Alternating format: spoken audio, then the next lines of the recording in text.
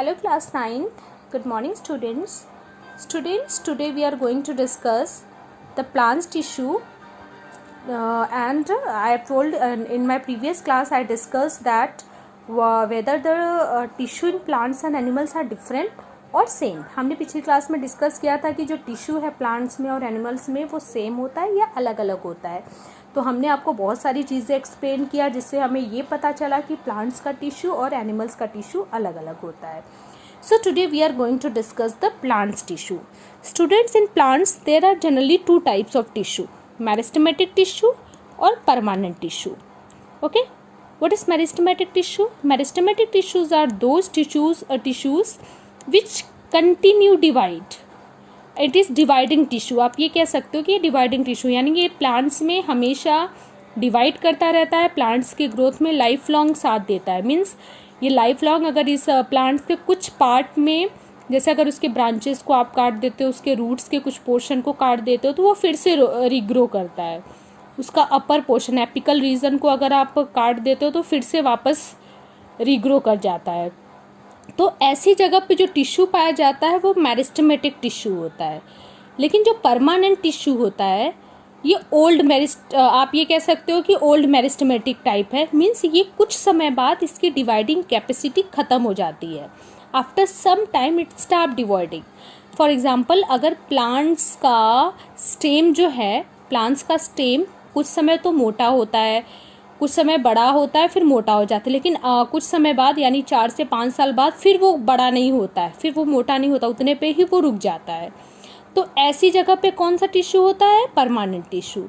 लेकिन अगर आप उसकी ब्रांचेस की बात करो ट्री की, तो ब्रांचेस क्या है? अगर आप ब्रांचेस को, उसके ऊपर की पत्तियां और उसके छोटे छोटे स्टेम्स को अगर गिरते रहते हैं फिर नया आता रहता है, तो ऐसी जगह पे कौन सा टिश्यू होता है? Meristematic tissue. Is it clear class? Now today we are going to discuss the types of meristematic tissue. Meristematic tissue का क्या टाइप्स है? So first of all you have to learn what is meristematic tissue. The growth of plants occur only in certain specific region. This is because the dividing tissue is also called meristematic tissue and is the region where they are present. Meristematic tissues are classified as apical, lateral and intercalary. जो meristematic tissue है, ठीक है, तो यहाँ पे देखो दिया है the growth of plants occur only in certain specific region. आपको पता है प्लांट्स का ग्रोथ एक कुछ ही रीजन में होता है, हर जगह नहीं होता है. मैंने अभी बताया अगर स्टेम उसका कुछ समय के बाद ग्रोथ होना रुक जाता है, लेकिन अगर उसके रूट्स की बात करो और उसके ऊपर वाले पोर्शन यानी उसके ब्रांचेस के अपर पोर्शन की बात करो तो ये कंटिन्यू डिवाइड करता रहता है, मतलब कंटिन्यू ग्रोथ करता रहता है. ऐसा इसलिए दिस इज बिकॉज क्योंकि वहाँ पे डिवाइडिंग सेल टिश्यू है. कौन सा है वो डिवाइडिंग टिश्यू? Meristematic tissue. उसको क्या कहते हैं? Meristematic tissue. और मेरिस्टेमेटिक टिश्यू 3 टाइप्स का होता है, एपिकल, लैटरल, इंटरकैलरी. यानी ये प्लांट्स में 3 टाइप्स का और 3 जगह 3 प्लेस पे ये होता है. कहाँ कहाँ? सबसे पहले मैंने इसको हाईलाइट किया है एपिकल मेरिस्टेम. एपिकल मेरिस्टेम क्या होता है? It is present at the apical or growing tips of the stems and roots.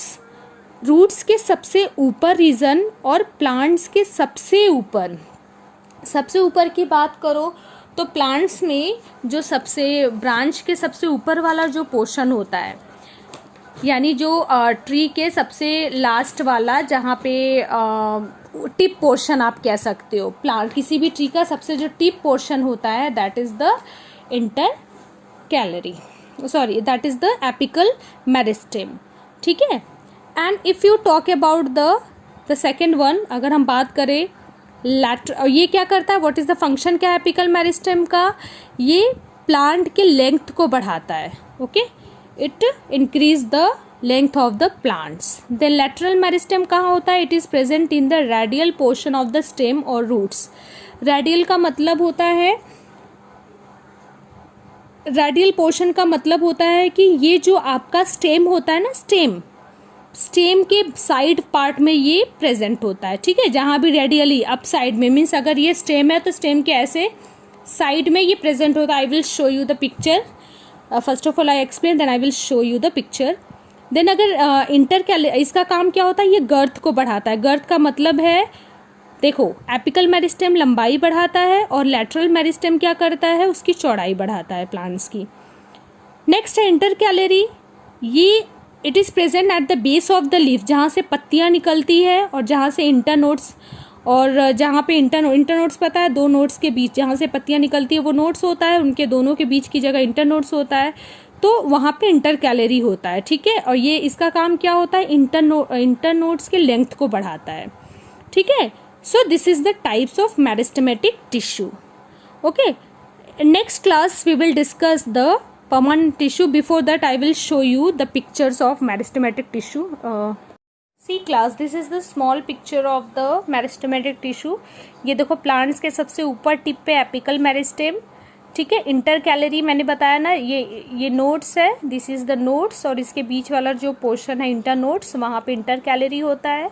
और लैटरल मैंने बताया, this is present in the stem portion radially, इस तरह से रेडियली साइड में इसकी गर्थ को बढ़ाता है, इसकी मोटाई को, इसकी लैटरल मेरिस्टेम की वजह से ये होता है. ठीक है, और ये जो एपिकल मेरिस्टेम है यहाँ भी प्रेजेंट होता है और रूट्स के टिप पे प्रेजेंट होता है, यानी स्टेम के टिप पे और उसके साथ साथ रूट्स के टिप पे भी प्रेजेंट होता है. So this is the structure of the meristematic tissue. In next class we will discuss with the